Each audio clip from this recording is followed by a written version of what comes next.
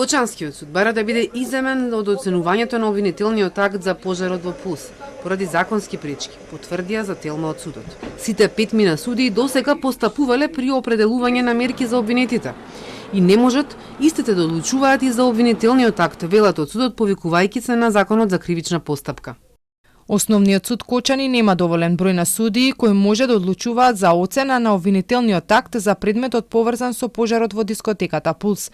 Од овие причини е побарано иземање на истиот, односно барање на определување на друг стварно надлежен суд кој би постапувал за оцена на обвинителниот акт до апелациониот суд Штип, бидејќи основниот суд Кочани има 6 судии, од кои едниот е судија од редот на судиите на Академијата за судии јавни обвинители и истиот се уште не може да постапува по овој предмет.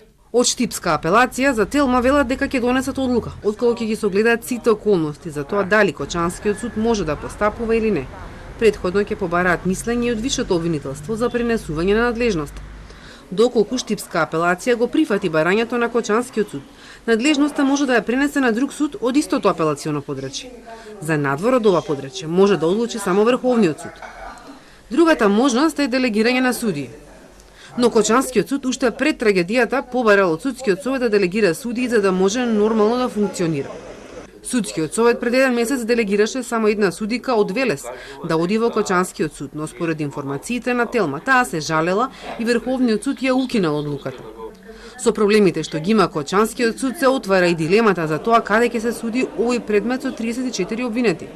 За сега никој од надлежните не се произнел.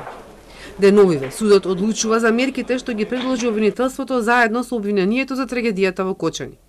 Кривичниот совет е составен од председателот на судот и двајца делегирани судии, еден од Штипскиот и еден од Виничкиот суд. Овие судии ги делегирала Штипска апелација.